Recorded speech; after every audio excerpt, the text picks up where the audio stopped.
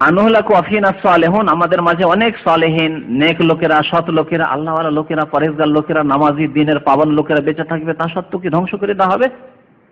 সৎ লোকেরা বেঁচে থাকলে তাহলে কি কথা জানতে পারলাম যে আযাব আসে না। কিন্তু কখন আযাব আসবে? সৎ লোকেরা বেঁচে থাকলেও আযাব আসবে যখন সৎ লোকদের স্বল্পতা দেখা যাবে, সৎ লোকদের সংখ্যা খুব কমে আসবে, আর অসৎ লোকদের, পাপিষ্ঠদের সংখ্যা খুব বেড়ে যাবে।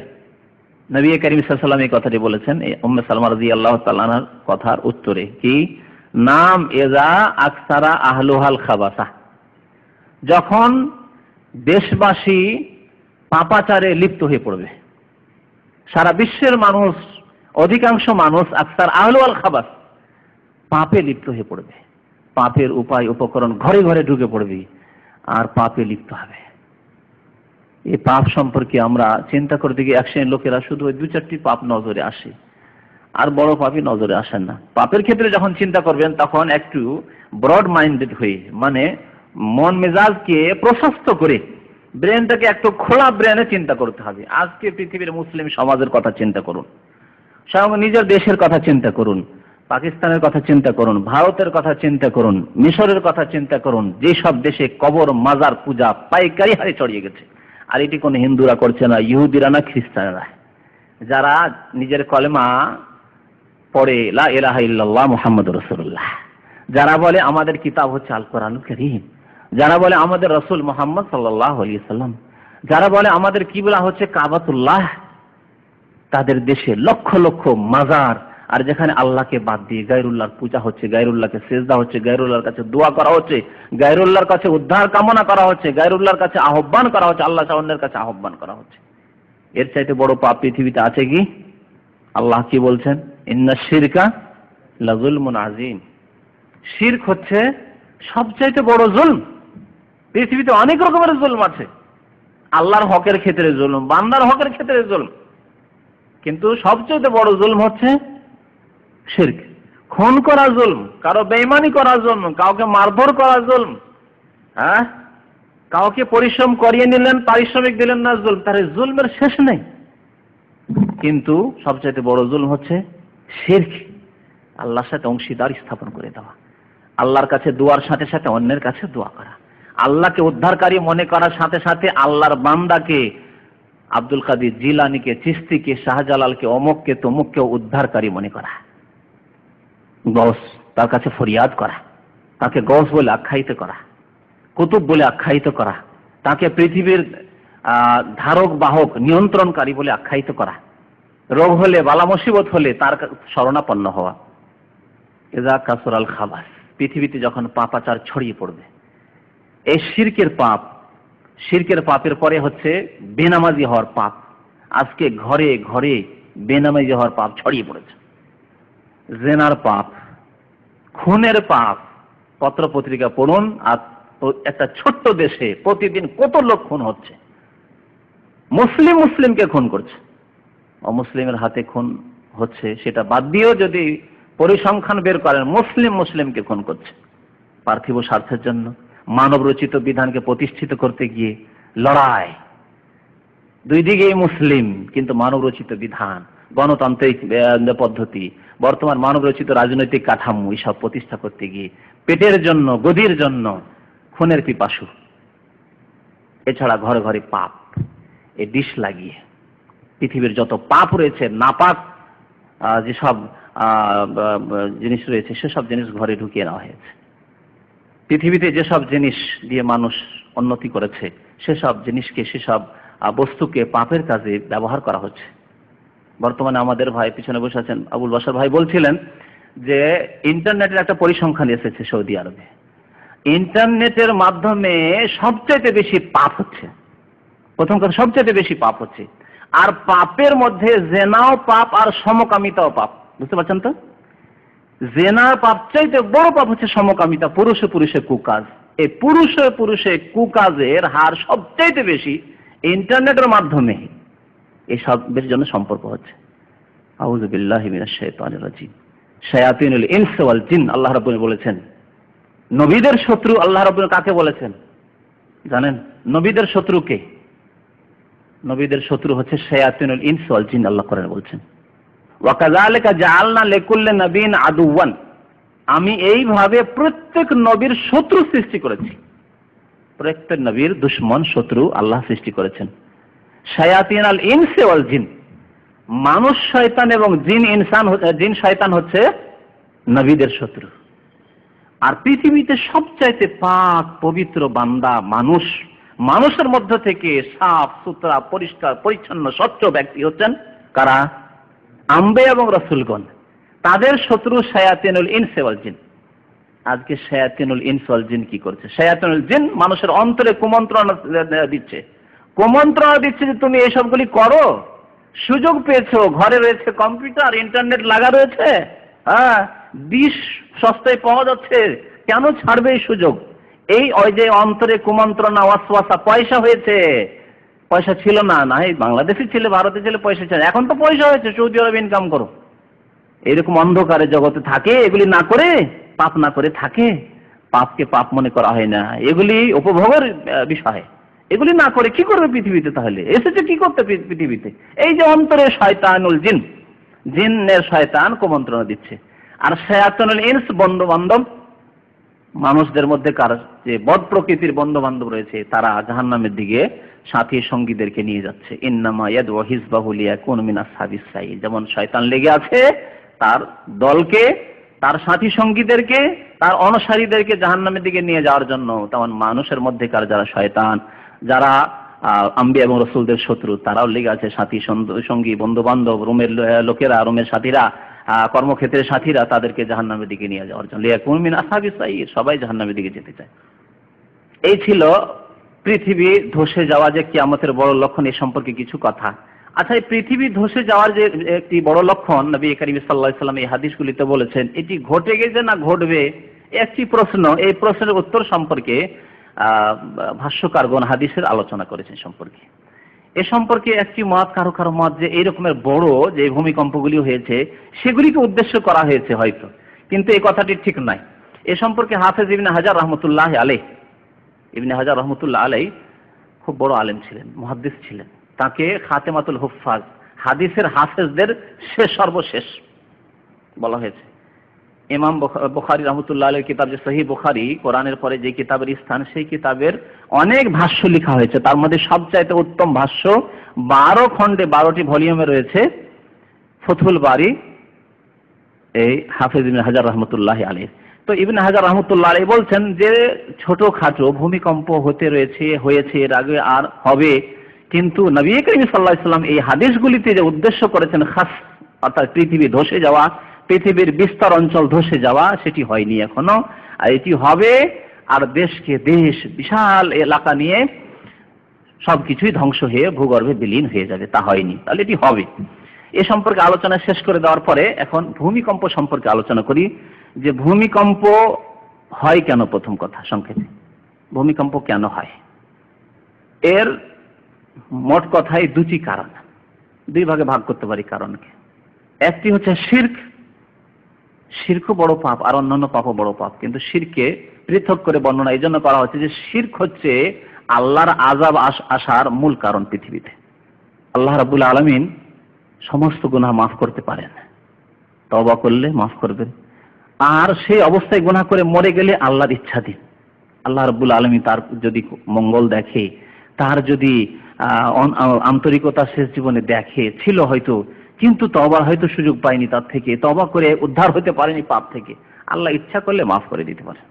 কোরআনে আল্লাহ রাব্বুল আলামিন কথা বলেছেন। কিন্তু শিরকের গুনাহ আল্লাহ মাফ করবেন না, শিরকের অবস্থায় মারা গেলে আল্লাহ মাফ করবেন না। ইন্নাল্লাহা লা ইয়াগফিরু আন ইউশরাকা বিহি ওয়া ইয়াগফিরু মা দুনা যালিকা লিমান ইয়াশা। নিশ্চয় আল্লাহ রাব্বুল আলামিন শিরকের গুনাহ কখনো মাফ করবেন না, মার্জনা করবেন না। ওয়া ইয়াগফিরু মা দুনা যালিকা, শিরক চাইতে ক্ষুদ্র হলে, মা দুনা যালিক, শিরক ছাড়া অন্যান্য সব গুনাহ নয়, কারণ শিরকের সমতুল্য যেসব গুনাহ আছে সেসব গুনাহ মাফ হবে। যেমন কুফর, যে কোনো রকমের কুফরের অনেক প্রকরণ রয়েছে।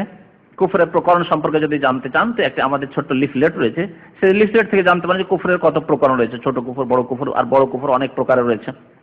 নাস্তিকতা, শিরক নয়, কোনো কিছুরই পূজা করে না, আল্লাহর ইবাদত বন্দেগী করে না, কিন্তু শিরক চাইতে কোনো মতেই কম নয়। মুরতাদ হয়ে যাওয়া ইসলামে আসার পরে সে কুফরি করলো না, কুফরি করলো, শিরক করলো না, কিন্তু সে ইসলাম বিমুখ হয়ে গেল। তা শিরক চাইতে কোনো মতেই কম নয় সেই গুনাহ। এই জন্য আল্লাহ বলেছেন মা দুনা যালিকা, শিরক চাইতে ছোট গুনাহ যেগুলি রয়েছে সেগুলি আল্লাহ লেমাই ইয়াশা, যাকে ইচ্ছা মাফ করতে পারেন। তো যে কথাটি বলছিলাম যে পৃথিবীতে আল্লাহর আযাব, আর বিশেষ করে যে আযাবের কথা আজকে আলোচনা করছি সেটি হচ্ছে ভূমিকম্প বা পৃথিবীর বিভিন্ন এলাকা ধ্বংস হয়ে যাওয়া, ধসে যাওয়া, ভূগর্ভে বিলীন হয়ে যাওয়া। এই আযাব কেন আসে তা দুই ভাগে ভাগ করেছে এই কারণকে। একটি হচ্ছে শিরক, কারণ শিরক যদি কোনো জাতিতে না থাকে তাহলে আল্লাহ ছোটখাটো শাস্তি দিলেও আল্লাহ মাফ করে দেবে। কিন্তু যে জাতিতে শিরক ঢুকে পড়েছে সেই জাতিকে আল্লাহ সমূলে বিনাশ করে দিয়েছেন। শিরক ছাড়া অন্যান্য গুনাহ করলে দুনিয়াতে আল্লাহ ধ্বংস করেছেন, কিন্তু হয়তো সংশোধনের উদ্দেশ্যে আল্লাহ রাব্বুল, এই জন্য কিছু লোককে আল্লাহ অবশিষ্ট রেখেছেন, সমূলে বিনাশ করে ধ্বংস করেননি। পক্ষান্তরে যে জাতি শিরক কুফরিতে লিপ্ত হয়েছে সেই জাতিকে একেবারে শেষ করে ফেলেছেন। যেমন আদ সম্প্রদায়কে, সামুদ সম্প্রদায়কে, লূত আলাইহিস সালামের সম্প্রদায়কে, এদেরকে আল্লাহ কেন, নূহ আলাইহিস সালামের সম্প্রদায়কে কেন আল্লাহ ধ্বংস করেছেন? তাদের মধ্যে কেউ বাঁচতে পেরেছিল? বাঁচতে পারেনি। সমস্ত জাতিকে আল্লাহ ধ্বংস করে দিয়েছেন, কারণ তাদের মধ্যে অন্যান্য পাপ তো ছিলই। এর মানে এই না যে শুধু তারা শিরক করত আর অন্যান্য কোনো পাপ করত না, অন্য পাপ তো ছিলই, কিন্তু সবচাইতে বড় পাপ তাদের মধ্যে যা ছিল তা হচ্ছে শিরক এবং কুফরি। আদ সম্প্রদায় আল্লাহকে অস্বীকার করেছিল, আল্লাহর সাথে শিরক করত। সামুদ সম্প্রদায় আল্লাহর সাথে শিরক করত। নূহ আলাইহিস সালামের জাতি আল্লাহর সাথে শিরক করত। ওয়াকালু লা তাযারুন্না ওয়াদ্দাম ওয়ালা সুআআ ওয়ালা ইয়াগুস ওয়া ইয়াউক ওয়া নাসরা, এসব দেবী দেবতা ছাড়বে না। এই নূহ আলাইহিস সালামের কথা শুনে, নূহের কথা শুনে 950 বছর ধরে একটি মানুষ যদি বিবেকবান মানুষ হয় আর তার কাছে কোনো ব্যক্তি যদি 5 বার করে যায় তাহলে বিরক্ত হয়ে যাক, বারবার করে যখন আসছে তো যাক মেনে নেওয়া যাক, শুনেই নেওয়া যাক তার কথা। কতবার লজ্জা চলে আসে, চক্ষু লজ্জা বলে একটা জিনিস আছে। কিন্তু 950 বছর নূহ আলাইহিস সালাম তাদের মাঝে থাকলেন। রব্বে ইন্নী দাউতু কওমি লাইলান ওয়া নাহারা ফালাম ইয়াজিদহুম দুআই ইল্লা ফিরারা। আল্লাহ রাত দিন সমান করে দিলাম এদেরকে দাওয়াত দিতে গিয়ে। দাওয়াত কওমি, আমার সম্প্রদায়কে আল্লাহ দাওয়াত দিলাম, ইসলামের দিকে, ইমানের দিকে আহ্বান করলাম, আল্লাহ তোমার দিকে আহ্বান করলাম। সকালে বিকেলে একবার করে নয়, ডিউটির শেষখানে গিয়ে একবার দেখা করলেন বাস, বা একবার জীবনে বলেছেন ভাই চলো একসাথে থাকি তো নামাজটা পড়ো, আর সেই দিন বলে খবরদার আর এরকম কথা বলবেন না, মুখ বন্ধ, আর বললেন না। যেমন আমাদের অবস্থা না, লাইলান ওয়া নাহারা, রাত দিন 24 ঘন্টা, যখন সুযোগ পেয়েছি তখন। বরং এই দিন ছিল তার ডিউটি, আর কোনো কাজ ছিল না তার। তাকে আল্লাহ এই কাজের জন্য পাঠিয়েছিলেন। যাও 950 বছর আল্লাহ সুযোগ দিলেন, তাকে হায়াত দিলেন, লম্বা হায়াত দিলেন। ফালাবিসা ফিহিম আলফা সানাতিন ইল্লা 50 আমা, 1000 বছর, মাত্র 50 বছর কম, ইল্লা 50 আমান, আল্লাহ বলছেন 1000 বছর ধরে তাদের কাছে থাকলেন, অবস্থান করলেন। তবে ইন্নী দাউতু কওমি লাইলান ওয়া নাহারা ফালাম ইয়াজিদহুম দুআই, আমার ডাকাতে কিছুই ফল হলো না, ইল্লা ফিরারা, আমাকে দেখলেই পালায়, দেখলেই পালায়। কত নির্লজ্জ আর কত বেহায়া আর কত দুষ্ট প্রকৃতির জাতি ছিল। আল্লাহ সমূলে বিনাশ করে দিয়েছেন, সবকে ধ্বংস করেছেন। তাহলে শিরকের কারণে যে পাপ হয়, শিরকের পাপ, এর জন্য আল্লাহ রাব্বুল আলামিন সমস্ত জাতিকে ধ্বংস করে দেন। একটি হচ্ছে শিরক, কারণ আল্লাহর আযাব আসার, ভূমিকম্প আসার, পৃথিবী ধসে যাওয়ার। আর আরেকটি কারণ হচ্ছে সমস্ত গুনাহ।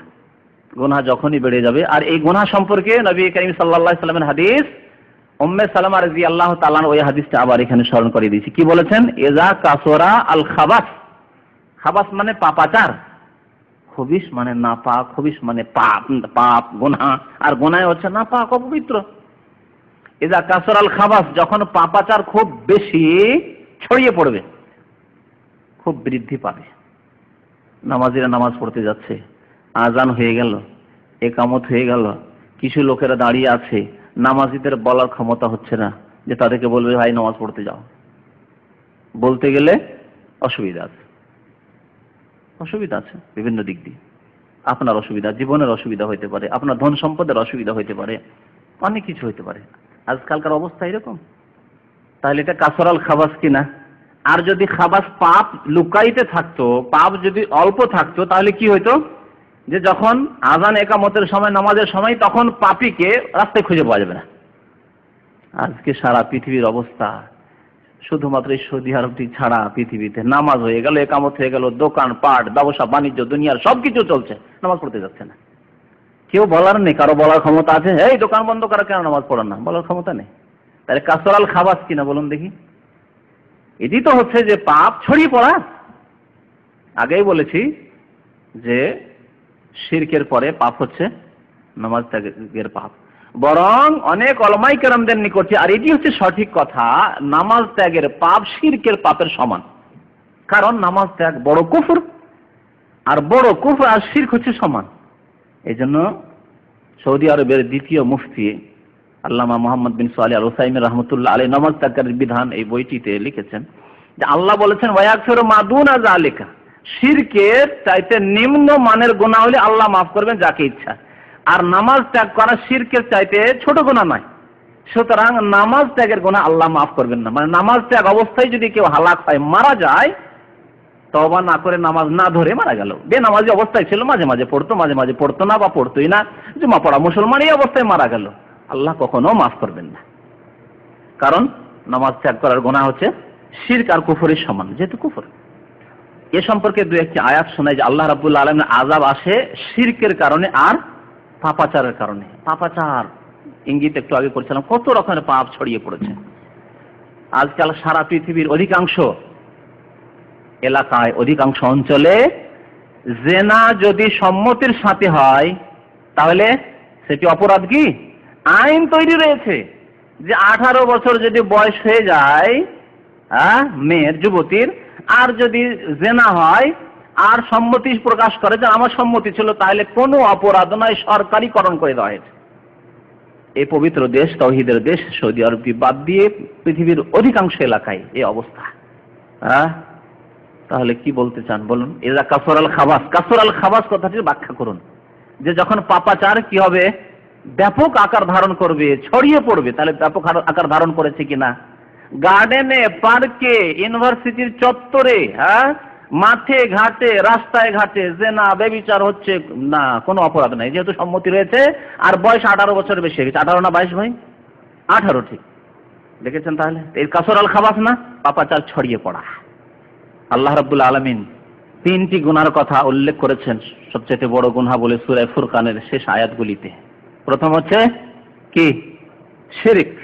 2 নম্বরে হচ্ছে খুনের গুনাহ, খুন কত হচ্ছে পৃথিবীতে। আর 3 নম্বরে জেনা, যেখানে জেনার বৈধকরণ হয়ে গেছে। জেনার বৈধকরণ নাই, ইন্না লিল্লাহি ওয়া ইন্না ইলাইহি রাজিউন। কিছু দেশ পৃথিবীতে রয়েছে এমন নাপাকির নিম্ন স্তরে পৌঁছে গেছে যে পুরুষে পুরুষে বিবাহ শাদী জীবনযাপন আর মহিলাতে মহিলাতে বিবাহ শাদীকে সরকারিকরণ করে বৈধ করে দেওয়া হয়েছে। সেই সব দেশে আল্লাহর আযাবগুলি এসেছিল কিছুদিন আগে, হয়তো আপনারা পত্র পত্রিকা পড়েছেন বা খবরে দেখেছেন, শুনেছেন। আল্লাহু আকবার। পুরুষে পুরুষে বিবাহ জায়েজ করে দিয়েছে, যেটি মানব জাতির ইতিহাসে আদম আলাইহিস সালাম থেকে শুরু করে 10,000 বছর বা 12,000 বছর বা 14-15 বছর, 1000 বছর কি তারও বেশি হয়ে গেল, এই মানব জাতির ইতিহাস, মানব জাতির ইতিহাসে কখনো ঘটেনি। পৃথিবীতে মানুষ ধ্বংসের কোন স্তরে গিয়ে পৌঁছে গিয়েছে। তাহলে আল্লাহর আযাব কেন আসবে না? পৃথিবীর ধ্বংস কেন ঘনিয়ে আসবে না? আর পৃথিবীর বয়স আর কেমন করেই থাকবে এরপরে? আল্লাহ রাব্বুল আলামিন ইরশাদ করেছেন, ওমা আসাবাকুম মিন মুসিবাতিন ফাবিমা কাসাবাত আইদিকুম ওয়া ইয়াফু আন কাসীর। সূরা সূরা আয়াত নম্বর 30 এ আল্লাহ রাব্বুল ইরশাদ করেছেন, ওমা আসাবাকুম মিন মুসিবা, তোমাদের উপর যে কোনো বিপদ এসে থাকে, আপতিত হয়, কেন হয়? এর জবাব আল্লাহ বলছেন, ফাবিমা কাসাবাত আইদিকুম, তোমাদের কৃত কার্যের কারণে। কাসাবাত আইদিকুম মানে তোমাদের হাত যা করেছে তার কারণে। হাত বলে অঙ্গ প্রত্যঙ্গকে উদ্দেশ্য করা হয়েছে। অনেক গুনাহ হাত দিয়ে হয় না, হয়তো অন্য কিছু দিয়ে হয়। তোমাদের কৃত কার্যের কারণে এইসব আযাব, মুসিবত, বিপদ, শাস্তি এসেছে। এগুলো পৃথিবীর শাস্তি সম্পর্কে বলছেন, আখিরাতের শাস্তির কথা এখানে বলা হয়নি। এখানে জাহান্নামের শাস্তির কথা বলা হয়নি, এখানে কবর আযাবের কথা বলা হয়নি, এখানে কিয়ামতের হাশরের মাঠের শাস্তির কথা বলা হয়নি। কি বলা হয়েছে? পৃথিবীর শাস্তির কথা।